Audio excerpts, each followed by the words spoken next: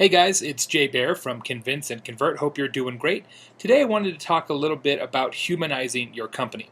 You may have heard me write in the past or speak at a conference about social media being about people and not about logos. And that's because we are drawn to other humans in a way that we're simply not drawn to organizations. The people in your company or the customers of yours that are people are much more compelling than the company in aggregate. So how can you do that? How can you humanize your company? Well, in some ways, this is just about making big companies small again.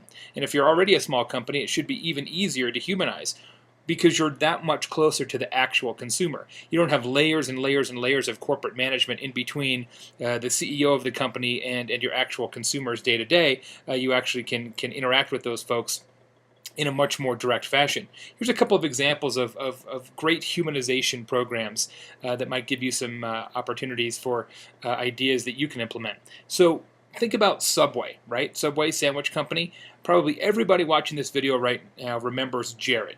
Right? It's the quintessential marketing story. Fat guy, eats sandwiches, becomes thin guy, right? It absolutely writes itself. You will remember that for the rest of your life. The campaign that Subway ran immediately before Jared was called 6 Under 6. 6 Under 6. And it's not a bad idea. It's 6 subs, each with under 6 grams of fat.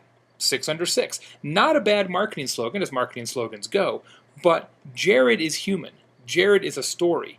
Jared is memorable. 6 Under 6 is just features and benefits. Much more compelling to be human.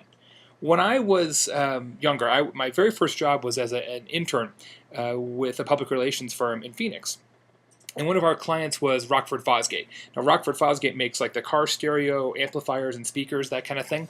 So we went on a factory tour, and I certainly recommend agencies to do that, to get out of your office and go visit your client. You'll learn a lot more about their business in their office than you will in your own office.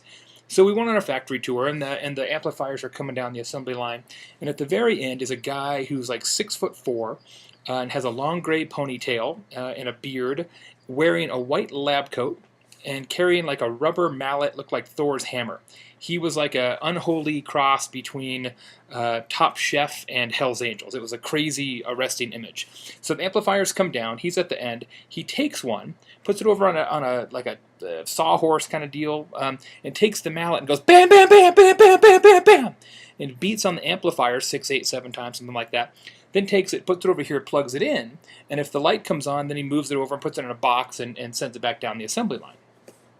So we're sitting there with the marketing director, like, what's this all about? Like, what's the story? Is he always here? Like, was this just because we're here?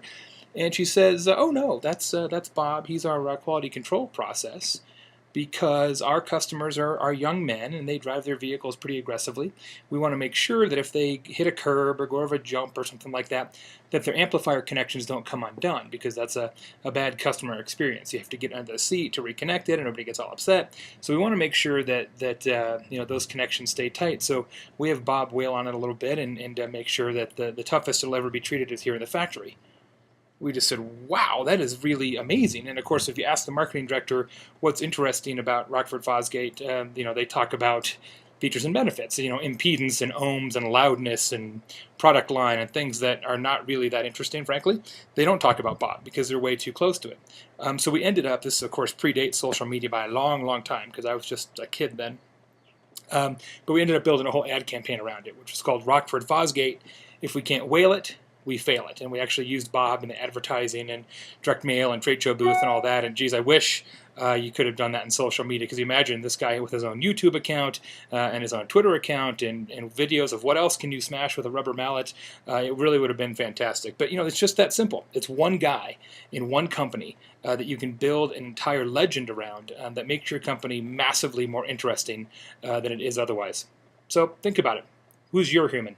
See you later. Take care.